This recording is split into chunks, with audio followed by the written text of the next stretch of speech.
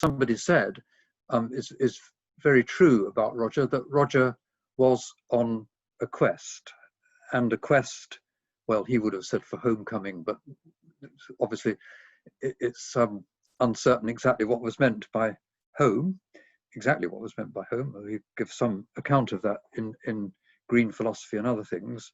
But he was also looking for a spiritual home, I think.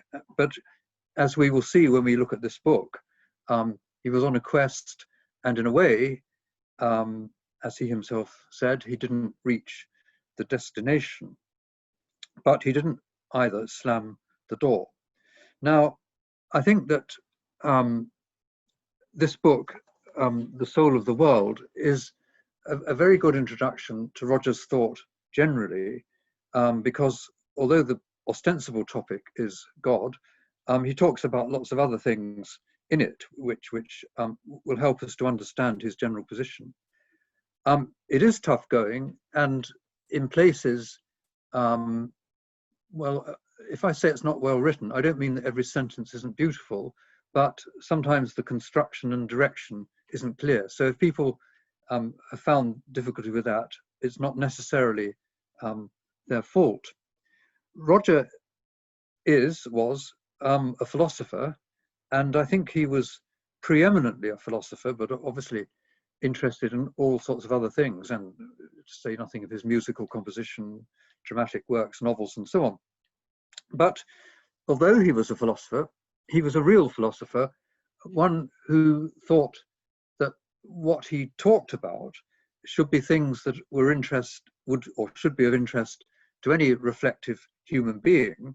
And although his writing is at places tough, he always writes intelligibly in such a way that somebody who isn't a professional philosopher, if they try hard and read it carefully, they will get what he means, which is in a big contrast with most academic philosophers of today, who write in a kind of jargon that occasionally bears some relation to English, but not all that often. I'm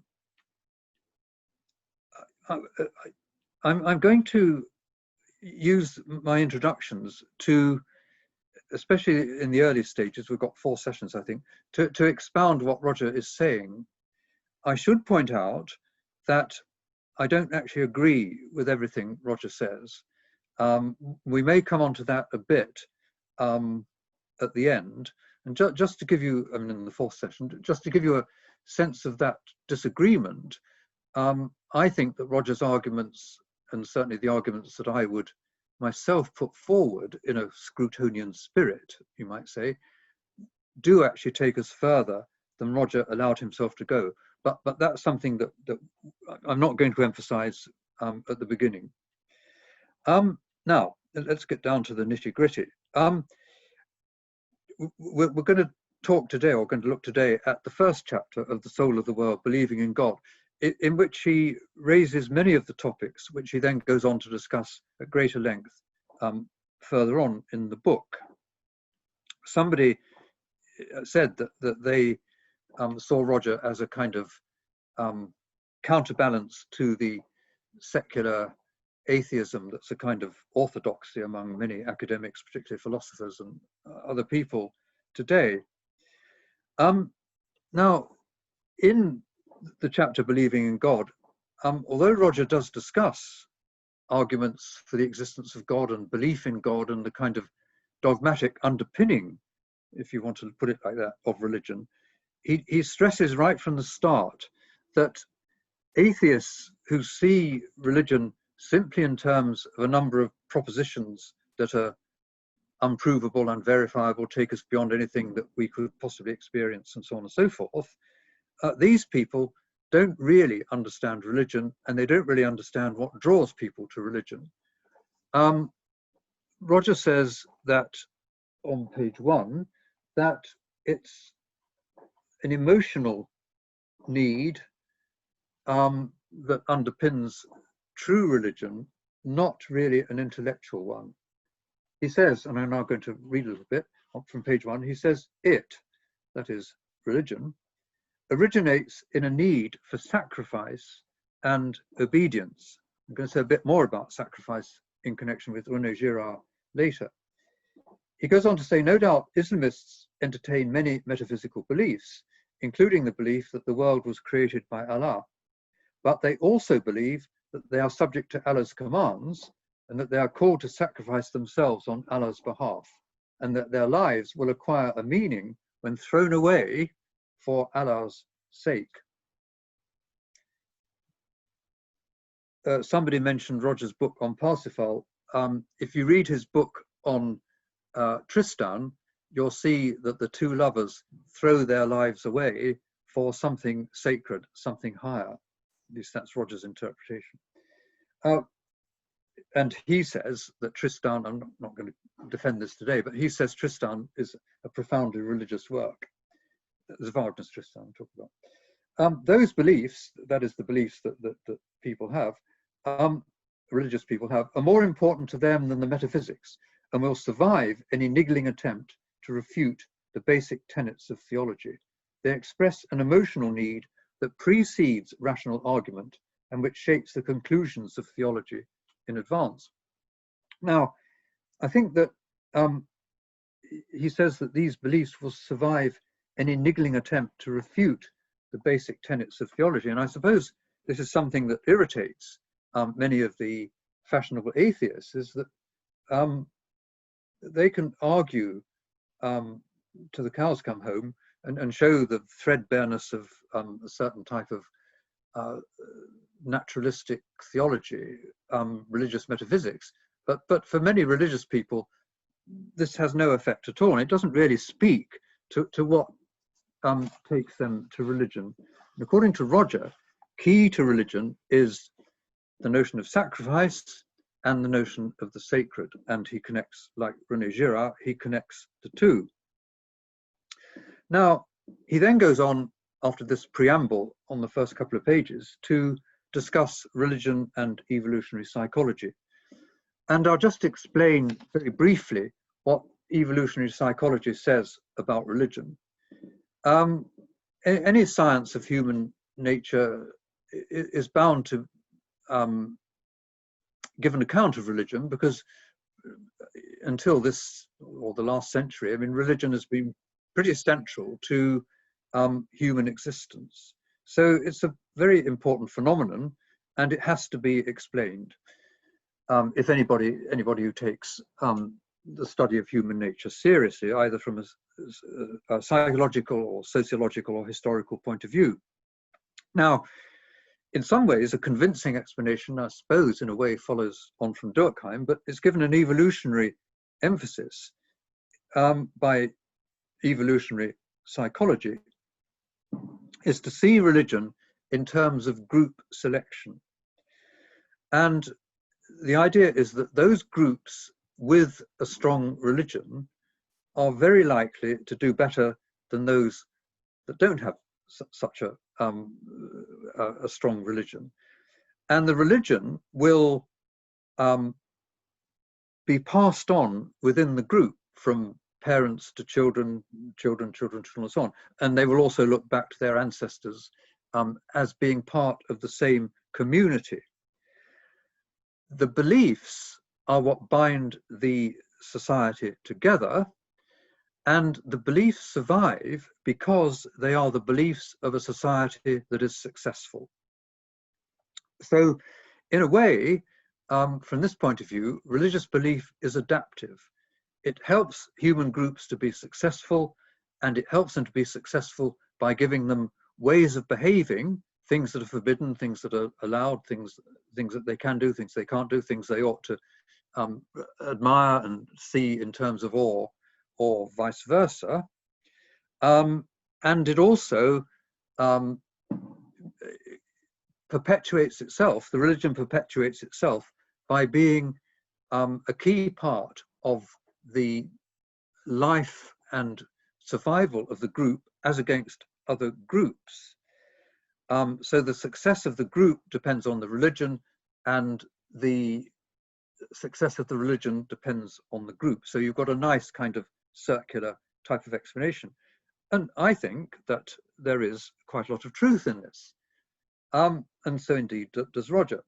However, there are 3 points on which we have to criticize evolutionary, or at least 3 points, evolutionary explanations of this sort, and actually not just about religion, but obviously we're talking about religion here. The first one, Roger says that it overlooks, the evolutionary explanations overlook what he calls aboutness or intentionality, and what I will call meaning. Not to disagree with Roger, but just to put it in a slightly more, less technical kind of term. So the religious, the evolutionary explanation will tell you that people, believe in Allah, let's say, if it's discussing Islam, because Allah is what, or the belief in Allah is what binds the society together, gives the obedience, sacrifice, and so on. Yes, but what the evolutionary explanation does not show is what the belief in Allah amounts to, or indeed why the people actually revere this belief, what its meaning is. It shows the function of the belief, but not its meaning. So that's the first objection to an evolutionary explanation of religion, that it explains, as I say, the function of religion, but not its meaning, either in general or in particular, what meaning it has for the people who practice that religion. The second the second type of objection to evolutionary explanations of human mentality, human ideas, human ideology, is it sees mental states, evolutionary explanations see mental states, states of belief and so on, as adaptations. So, for example, the Darwinian explanation will say that we have certain beliefs, not necessarily about religion, but about the physical world, about animals, about danger, about things like that, because these beliefs are adaptive. They help us to survive. If we didn't have some successful beliefs of that sort, we would not survive. If we didn't realize that lions were dangerous, or if you climbed up a tree, you fell off it, well, people would, but they would die and they wouldn't carry on. They wouldn't pass their genes on. So there, and again, there is something right about this, that mental states, beliefs, desires, and so on, are or can be adaptive. But this doesn't really explain our attitude to them. We don't just think that the belief that the lion is dangerous is something that we hold because it's going to help us to survive. We hold it because we think it is true. And beliefs can be true that are not adaptive. Equally, adaptive beliefs can be false. And this would be something that some people would say about these religious beliefs we've just been talking about. You can agree that they're adaptive, but they may still be false. Similarly, with our values, again, you might say that it's adaptive in a society if people don't think that uncontrolled violence is the right way to go about things. Again, there's a lot of truth in that. However, when we are in the society, we don't restrain ourselves from violence in an uncontrolled way because we think this is adaptive or helps group selection or whatever. We do it because we think this is right, the right thing to do. And one could also look at aesthetics in the same way. I haven't got time to go into that here, but we can in the discussion, something I'm quite interested in, but we've got to be somewhat disciplined here. Again, you can look at something like physics or mathematics. Again, these sciences do have adaptive aspects to them, but we pursue them once they get going, once they get instituted in a community. We pursue them way beyond any adaptation. We pursue mathematical truth for its own sake, into Cantorian infinities and things that clearly, to my mind, have no survival value or anything like that. Physics, astrophysics, why is astrophysics adaptive? Well, it isn't. Does it make any difference whether there are many worlds in quantum physics or just one world? It makes no difference whatsoever to behavior. But these are things that people care passionately about and pursue. Altruism as well, being kind and respecting the rights of others. Again, we're told by the evolutionary psychologists that these are evolutionary stable strategies and they're to do with really tit for tat. But that isn't how we think of these things. We don't think, we're not kind to somebody because we think that, well, we might be, but we don't think that constitutes real kindness because we think they're going to be kind to us. We don't refrain from kicking a beggar out of the way because we think the beggar is going to hit us. We do it because we think it would be wrong to do such a thing. At least I hope we do. So once we get into human life and are thinking of things like science, ethics, aesthetics, we move into realms which take us beyond evolutionary considerations. We value the things in these realms for reasons other than their adaptive potential, and sometimes even against their adaptive potential. Now, the third reason for being skeptical of the theory of evolution as an explanation of science is that the theory of evolution is itself a scientific theory. And we accept it not because it is adaptive, which it may not be even, but we accept it because we think it is true, not just because we think it brings us an advantage. So these are three reasons why we should be suspicious of evolutionary, in Roger's view, of evolutionary explanations of mental and cultural phenomena. These evolutionary explanations do have elements of truth in them, but they overlook the meaning of these things. They overlook the values which are implicit in them, and they also would misdescribe the theory of evolution itself if that was seen simply as an adaptation.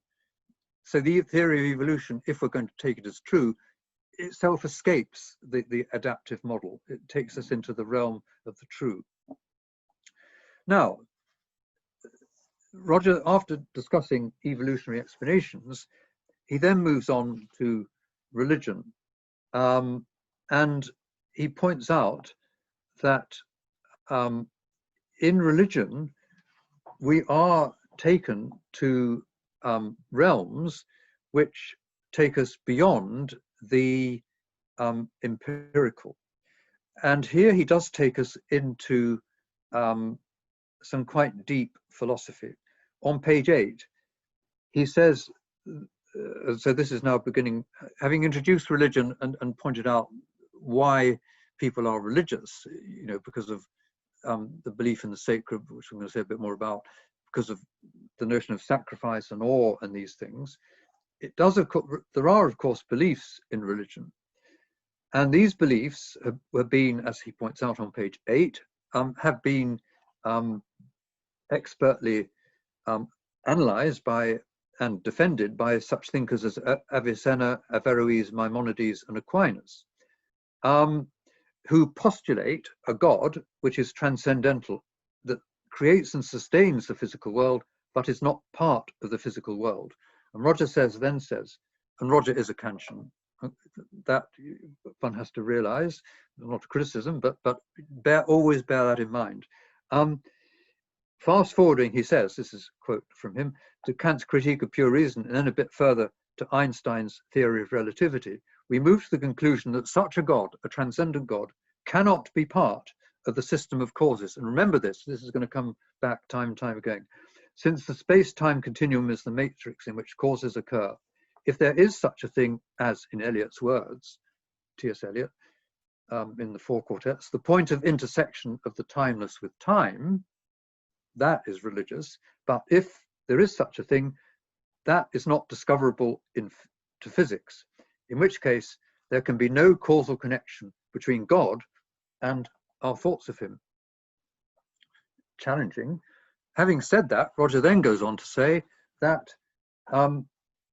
in religious belief, what is key is the presence of God to the believer. God can't show himself in terms, in physical terms, or in any terms that could be expressed in science or empirical philosophy. And he's going to be suspicious of the notion of transcendence, but believers sense a real presence. And he rather beautifully goes on to describe Pascal, somebody who I'm very keen on as well. So Pascal had his Nuit de Feu on the 23rd of November, 1654, when for 2 hours he experienced the total certainty that he was in the presence of God. I'm quoting now from Roger, but this is a quotation now from Pascal. The God of Abraham, of Isaac, and of Jacob, not the God of the philosophers and the wise men. That's Pascal. In other words, Roger, now, a personal God, intimately revealed, not conjured by abstract argument. Père juste, le monde n'a t'a point connu, mais moi, je t'ai connu. Just Father, the world has known you not at all, but I have known you. That is the quintessential religious experience, the subject, meeting God, God coming to the subject. You get this very strongly in Simone Weil, another thinker that both Roger and I were interested in, because she's sort of on the same lines as what we were trying to come to. The subject, God comes to the subject. This is beyond magic. And Roger makes some quite critical remarks about Fraser and Tyler, anthropologists of the 19th century, who tried to analyze religion in terms of a misunderstood science and a kind of magic, where it was used to manipulate the seasons and the vegetation and so on. The religion was a vegetation right. As Wittgenstein pointed out very strongly in his remarks on Fraser's Golden Bough, Bemerkungen über Fraser's Golden Bough, Fraser completely leaves out of his descriptions of the religious rites he describes at interminable length any sense of awe or the sacred or taboo, the very things that, of course, are crucial to the religious believer in practicing his or her rite, and which Roger himself spoke about right at the beginning in terms of sacrifice and sacred.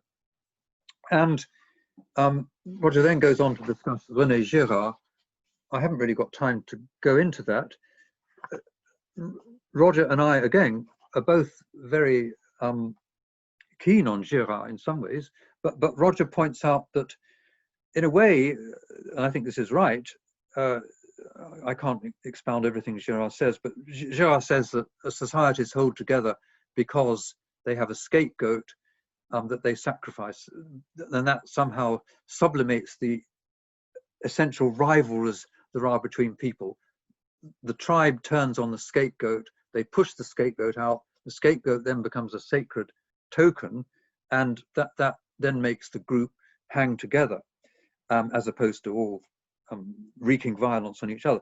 It's a very interesting explanation, but as Roger points out, once again, what we're given is a kind of evolutionary explanation which explains the functionality of the thing, but it doesn't explain what the believers mean by the sacred, what it is they're actually gesturing at. I'll just read, just before I stop, I've gone on too long as it is, I'll just read a very nice summary, in Roger's own words, obviously, of Roger's position, and then make one final concluding comment. He says on page 21, we can now say something a little more definite about the intentionality of the religious frame of mind. It is a reaching out of subject to subject. Somebody picked that up in the introductions. So the subject, the divine subject, the human subject. It searches for a relation that is close, intimate, and personal with a being who is present in this world, though not of this world. And in this reaching out, there is a movement towards sacrifice, in which both self and other might give themselves completely, and thereby achieve a reconciliation that lies beyond the reach of ordinary human dialogue. Maybe this frame of mind is connected to those primitive forms of violence to which Girard alludes. Certainly it resonates with the stories of the sacrificial victim and suggests that there are roots of this state of mind that are far darker than we can in our daily lives easily acknowledge.